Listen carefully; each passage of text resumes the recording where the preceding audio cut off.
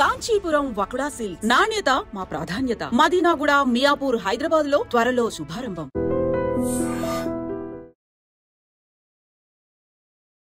Hi, hello, నమస్తే, welcome back to iDream media. ఈరోజు మనతో ఉన్నారు MP certified mutual fund distributor అయిన పిఎస్ చంద్రశేఖర్ గారు. సార్తో మాట్లాడదాం.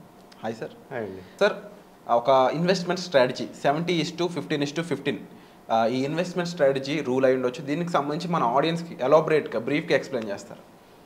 విరాట్ గారు, ఇప్పుడు మనం ఒక కొత్త స్ట్రాటజీ మాట్లాడదామండి. 70:15:50. ఓకే. సో ఇది ఏంటంటే సార్, ఒక ఇన్వెస్టరు ఎప్పుడైతే ఒక లో ఇన్కమ్ అనుకోండి, లో income person who is earning about 20,000 rupees every month, వాళ్ళు ఎలాగ ఇన్వెస్ట్ చేయాలనేది మనం మాట్లాడదాం సార్. జనరల్గా ఇప్పుడు గవర్నమెంట్ వస్తున్నారు సార్, కొత్త కొత్త ప్లాన్స్, పర్ డే సిప్ అని, ఈ సిప్ అని, ఇంత అని, 250 రూపీస్ అని, సో అన్నీ ఉన్నాయి. దాంతోపాటు ఇవాళ మనం మాట్లాడుకునేది ఏంటంటే, ఎంత అమౌంట్ కాకుండా స్ట్రాటజీ ఒక 20,000 సంపాదించిన వాళ్ళు ఎలాగ ప్లాన్ చేసుకోవాలి, వాళ్ళ ఎక్స్పెన్సెస్ ఎలా ప్లాన్ చేసుకోవాలి, ఇవన్నీ ప్లానింగ్ అనేది మాట్లాడుతాం స్ట్రాటజీ. సార్, ఇప్పుడు 20,000 సంపాదించిన వాళ్ళు ఒక ₹1,00,00,000 కార్పస్ అనేది క్రియేట్ చేయొచ్చు. సమయము ఒక 30 సంవత్సరాలు ఉండాలి. అంటే 20-25 ఇయర్స్కి స్టార్ట్ చేసి ఎర్నింగ్ ఒక 30 ఇయర్స్ సమయం వాళ్ళకి ఉండాలి. ఉండేటప్పుడు ఈ స్ట్రాటజీ అనేది వర్కౌట్ అవుతుంది. సో 70:15:15 అంటే ఇక్కడ పర్సంటేజ్. ఓకే, 70% ఆఫ్ 20,000 మనం తీసుకుంటే 14,000 సార్. 14,000 వాళ్ళు పర్ మంత్ ఎక్స్పెన్సెస్ ఖర్చు పెట్టుకోవాల్సిన అమౌంట్. అంటే ఇంటి ఖర్చులు ఉంటాయి కదా సార్, ఆ 14,000తోనే వాళ్ళు మెయింటైన్ చేసుకోగలగాలి. First important thing. 20,000లో 14,000 మీ ఇంటి ఖర్చులకి ప్రతి నెల. 15%, నెక్స్ట్ 15% అనేది ఒక ఎమర్జెన్సీ ఫండ్. అంటే ఫర్ ఎగ్జాంపుల్, మీరు ఒక జాబ్ చేస్తున్నారు, 20,000 జీతం వస్తుంది, మీరు ఒక 6 months 1 year మీరు జాబ్ లేకుండా ఉన్నారు, మీకు ఇన్కమ్ లేదు. So or maybe some kind of hospitalization కానీ, ఇది కానీ ఏదైనా. సో ఒక అమౌంట్ అనేది మనం ఫిక్స్ చేసుకున్నాం అనుకోండి. ఫర్ ఎగ్జాంపుల్, ఇక్కడ 15% తీసుకుంటున్నాను, దానికి నేను 3,000 రూపీస్ వస్తుంది. ఆ 3,000 రూపీస్ ఇన్వెస్ట్ చేయమని చెప్తున్నాను. బట్ మనకు కావాల్సిన emergency fund, for example 6 months కానీ 1 year కానీ, లేకపోతే ఒక అమౌంట్ ఫిక్స్ చేసుకుని 1 lakh, 2 lakhs, 3 lakhs ఒక ఎమర్జెన్సీ ఫండ్ అనేది కూడా ఫిక్స్ చేసుకుని, అది రీచ్ అయిన వరకు అది కడుతూ ఉండాలి. ఏది 70 అనేది ఎక్స్పెన్సెస్, 15% అనేది ఎమర్జెన్సీ ఫండ్కి. అంటే 3,000 rupees every month SIP start చేయమంటున్నాను. సో అలా కడుతూ వెళ్తుంటారు. అది కాకుండా నెక్స్ట్ 15% ఏంటంటే, 15% of again 20,000 is 3,000 rupees. So 3,000 అది మళ్ళీ సిప్ కంటిన్యూ చేస్తూ అది స్టార్ట్ చేసి ఒక గోల్ సెట్ చేసుకుని, అంటే ఫర్ వాళ్ళ రిటైర్మెంట్కి కానీ, వాళ్ళ పిల్లల ఎడ్యుకేషన్ కానీ, మ్యారేజ్ కానీ, ఏదైనా గోల్ అవనివ్వండి. సో ఆ 3,000 ఆ గోల్కి పరంగా ఎస్ఐపి అనేది సైమల్టేనియస్గా స్టార్ట్ చేయమంటున్నాను. రైట్.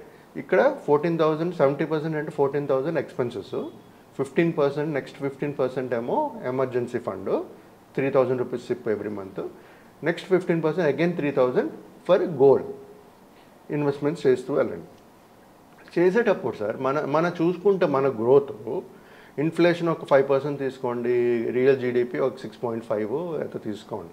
ఆన్ నామినల్ చూసుకుంటే, నామినల్ జీడిపి ఒక 11-12% మనం వేసుకుని క్యాలిక్యులేట్ చేసుకుంటే, ఇలాంటి ఇన్వెస్ట్మెంట్ ఒక 3,000 రూపీసే మనం కన్సిడర్ చేద్దాం. I'm not talking about emergency fund. Emergency fund వదిలేయండి, అది 3,000 వేస్తుంటాము.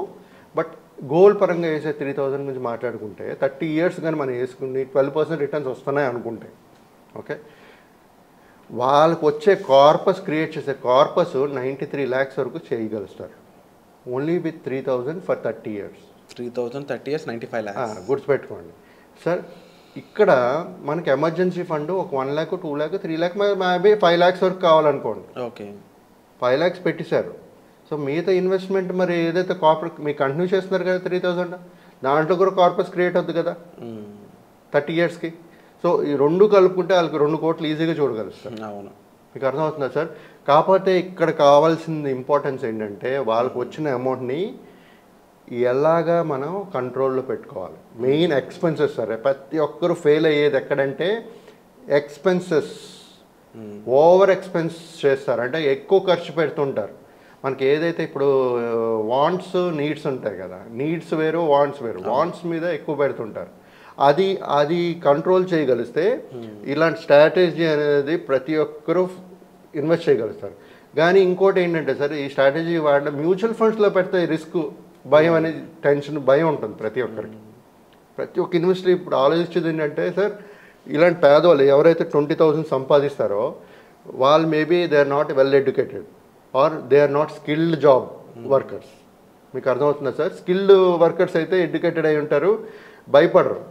అన్స్కిల్డ్ ఉండేటప్పుడు ఏమైతే ఇలాంటి మార్కెట్లో పెడితే మా డబ్బులు కూడా ఉండదేమో, పోతుందేమో అని భయపడే ఒక భయం అనేది ఉంది మార్కెట్లో. ఇప్పుడు నేను మాట్లాడుతున్న ఇన్వెస్టర్ది ప్రతి ఒక్కరి భయం ఇది. నాకు చాలామంది నాతో రిజిస్టర్ చేసిన వాళ్ళు స్టార్ట్ చేయలేని వాళ్ళు ఉన్నారు ఇలాగా. ఎందుకంటే వాళ్ళకి ఎప్పుడు చూడలేదు, ఆ మార్కెట్ చూడలేదు, మేమెవరో తెలియదు కదా, ఫస్ట్ టైం ఫోన్లో మాట్లాడతారు, చేస్తుంటాం. సో ఇలాగా ప్లాన్ చేసుకుంటే సార్, ఎమర్జెన్సీ ఫండ్ 3,000 వేస్తున్నారు, అది ఒక ₹1 క్రియేట్ అవుతుంది. ఇక్కడ గోల్డ్ రిలేటెడ్ 3,000 సిప్, అది ఒక 1 crore వరకు క్రియేట్ అవుతుంది. దగ్గర 2 కోట్లు క్రియేట్ అవుతుంది మీకు. సో ఇదే స్ట్రాటజీ సార్, మీరు 70, 15, 50, 20,000 గురించి మాట్లాడుకున్నాం.